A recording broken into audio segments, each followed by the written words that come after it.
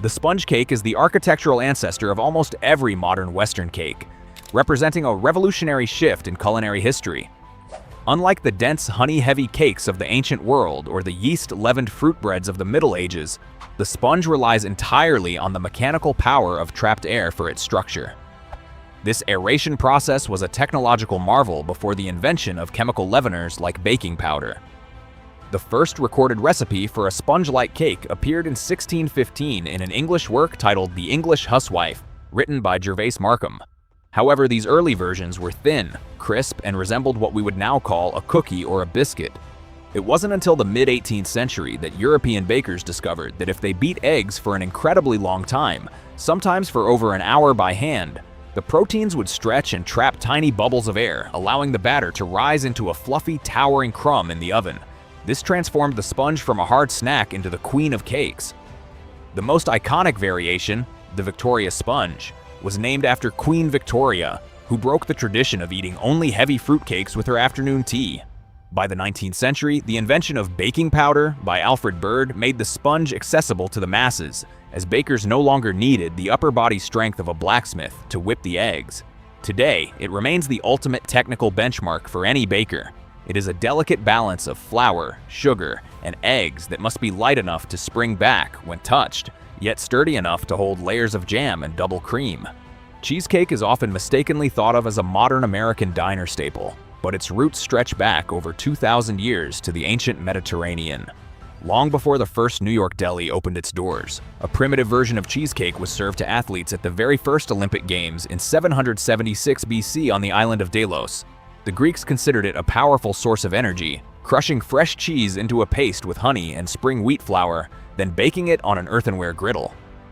When the Romans conquered Greece, they didn't just take the statues and philosophy, they took the recipe, adding eggs and serving it warm as a dish called civillum. As the Roman Empire expanded, they carried this cheesecake across Europe, where every culture began to adapt it to their local dairy. The version we recognize today, the ultra-creamy, dense, and chilled masterpiece, only came about through a literal chemical accident in the late 19th century. In 1872, a New York dairyman named William Lawrence was attempting to recreate a soft, crumbly French cheese called Neufchâtel. He accidentally overprocessed the batch, creating a product that was uncharacteristically smooth, fatty, and spreadable. This accidental invention became modern cream cheese. By the 1920s, a German-Jewish immigrant named Arnold Rubin, owner of the legendary Turf restaurant in New York City, began experimenting with this new cream cheese in his family's traditional curd cake recipes. The result was the New York-style cheesecake, a heavy, high-fat, crustless, or graham cracker-crusted cake that relied on a high concentration of egg yolks and cream for its signature velvety texture. Today, global variations range from the light, soufflé-like Japanese cotton cheesecake to the intentionally burnt, crustless Basque cheesecake from Spain, proving that a 2,000-year-old Olympic snack is still one of the world's most enduring culinary obsessions.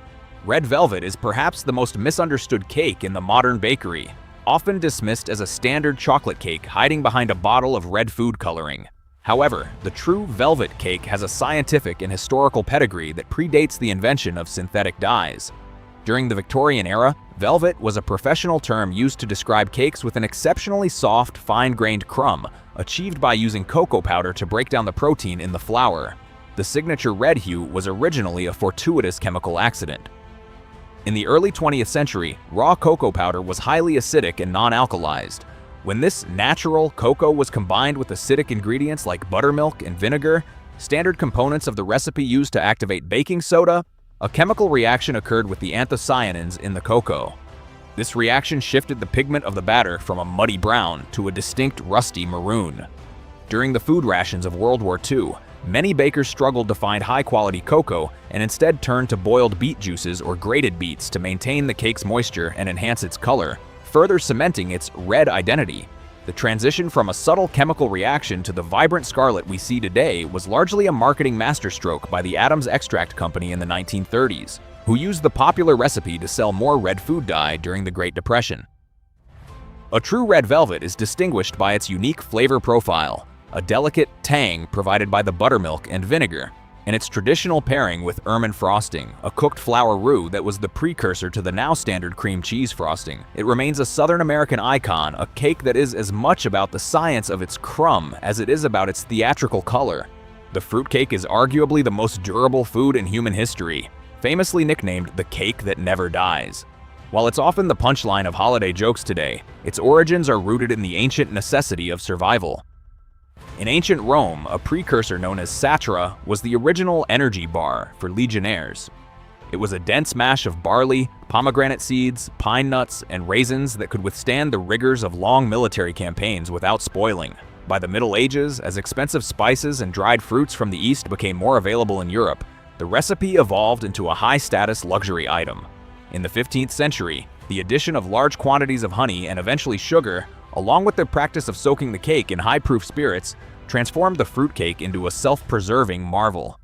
The science behind its legendary shelf life is a masterclass in food preservation. The high sugar content and the alcohol act as intense preservatives, inhibiting the growth of mold and bacteria. This is why a fruitcake can literally remain edible for decades if stored correctly. In 2017, a 106-year-old fruitcake was discovered by researchers in Antarctica, left behind in a hut by the Scott expedition. Despite the passage of a century, the cake was described as looking and smelling almost edible. In many European traditions, fruitcakes were baked months or even years in advance of a wedding or a christening to allow the flavors to mature. This aging process allows the tannins from the dried fruit and the esters from the alcohol to mellow and meld into a complex, boozy sweetness. Whether it's the British Christmas pudding, the Italian panettone, or the German Stollen, the fruitcake remains a global testament to a time when a cake had to be as tough as the people eating it. The chiffon cake was the first truly new cake of the 20th century, and for 20 years, its recipe was one of the best-kept secrets in culinary history. It was invented in 1927 by Harry Baker, a California insurance salesman who moonlighted as a caterer. Before Baker's invention, the world of cake was divided into two camps: the rich, sturdy butter cakes and the light, fat-free foam cakes like angel food. Baker discovered that by replacing solid butter with vegetable oil, he could create a hybrid that possessed the cloud-like loft of a sponge but the moist, silky richness of a pound cake. Because oil remains liquid at room temperature, and even when chilled, the chiffon cake was revolutionary for staying incredibly soft in the newly popular household refrigerator, a feat traditional butter cakes, which turn rock hard when cold, simply couldn't match. Harry Baker was the ultimate gatekeeper of his creation. He baked the cakes out of his spare bedroom in Los Angeles, selling them exclusively to the Brown Derby restaurant and Hollywood's elite. He refused to share the secret with anyone, even though he was making up to 40 cakes a day. It wasn't until 1947 that Baker finally sold the recipe to General Mills. They marketed it as the first new cake in 100 years, releasing the secret to the public in a massive Better Homes and Gardens spread. The secret was the specific order of operations: beating the egg whites separately into stiff peaks and then folding them into a liquid batter of oil, egg yolks, and flour. Today, the chiffon cake remains a global favorite, particularly in East Asia, where its light-as-air texture and ability to carry delicate flavors like matcha or pandan have made it a staple of modern patisserie. The mooncake is far more than a simple dessert. It is a cultural and historical powerhouse in East Asia, serving as the edible centerpiece of the Mid-Autumn Festival. Eaten to celebrate the harvest and the moon at its fullest and brightest, these dense circular pastries are traditionally filled with sweet lotus seed paste or red bean paste. The most iconic versions feature one or two salted duck egg yolks nestled in the center, symbolizing the full moon itself.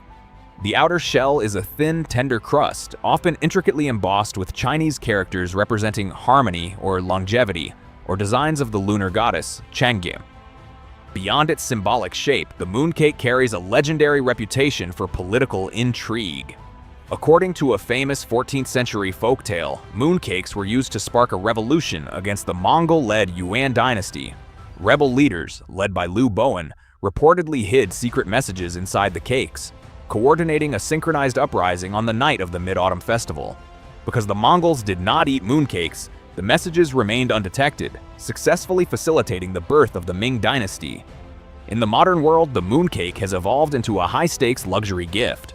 While the traditional Cantonese style remains the gold standard, contemporary variations like the snowskin mooncake, which is unbaked, chilled, and made from glutinous rice, have become massive hits. Because they are incredibly calorie-dense, a single traditional mooncake can pack over 800 calories. They are almost never eaten whole. Instead, they are sliced into small, delicate wedges and shared among family members, alongside a pot of strong oolong or pu'er tea to cut through the richness. Today, from the classic bakeries of Hong Kong to modern patisseries in Singapore, the mooncake remains a global testament to the idea that a cake can hold an entire history within its crust. The pound cake gets its name from a very simple, old-school math problem that dates back to the early 1700s. Long before the invention of modern kitchen scales or standardized measuring cups, this cake was designed for ultimate simplicity and memorability. The original recipe called for exactly 1 pound of each of 4 primary ingredients: flour, butter, eggs, and sugar. Because many people in the 18th century were illiterate, the name itself served as the entire recipe, ensuring that anyone, from a professional baker to a household servant, could produce a consistent, albeit massive, 4-pound cake. This resulted in an incredibly dense, golden, and rich crumb that was the polar opposite of the light, airy sponges gaining popularity in Europe at the same time. While the 1-pound ratio is the historical gold standard, the cake has undergone a scientific evolution over the last 3 centuries. In France, it is known as quatre quarts, which literally translates to 4 quarters, reflecting the same equal part philosophy. However, as baking techniques became more refined, bakers realized that using a full pound of each ingredient without a leavening agent resulted in a cake that was often too heavy or prone to collapsing. Modern variations often incorporate a splash of milk or a teaspoon of baking powder to provide a slightly more forgiving texture. But the soul of the cake remains its high fat-to-flour ratio. This density makes it the ultimate foundation cake in the culinary world. It is sturdy enough to be sliced and grilled, layered into elaborate trifles, or used as the base for strawberry shortcake without falling apart under the weight of macerated fruit and cream. Whether it's flavored with a simple scraping of vanilla bean or a zesty hit of lemon, the pound cake remains a global testament to the power of a perfect ratio. The Black Forest cake, or Schwarzwälder Kirschtorte, is perhaps Germany's most famous culinary ambassador, yet its name is frequently the subject of a popular geographical myth. Contrary to what most people believe, the cake is not named after the high-altitude Black Forest mountain range in southwestern Germany because it resembles the dark, snowy canopy of the trees. Instead, its identity is legally tied to a specialty liquor of that region known as Schwarzwälder Kirschwasser. This clear, potent brandy is distilled from the tart morello cherries that grow in the area. By strict German commercial law, a cake cannot officially be sold under the name Black Forest cake unless it contains a mandatory amount of this specific cherry brandy, ensuring the flavor profile remains consistent with its 1915 origin. The architecture of a true Black Forest cake is a complex layering of textures: deep cocoa-infused chocolate sponge, thick billows of unsweetened whipped cream, and a generous filling of sour cherries. Historically, the chocolate layers provided a bittersweet base that perfectly balanced the alcoholic kick of the kirsch-soaked cherries. The cake's global popularity exploded in the 1930s, eventually becoming the most sought-after dessert in Berlin's high-end tea rooms before spreading to every corner of the British Commonwealth and beyond. Today, while many modern versions substitute the brandy with simple sugar syrup to make it family-friendly, the authentic version remains a sophisticated, boozy masterpiece.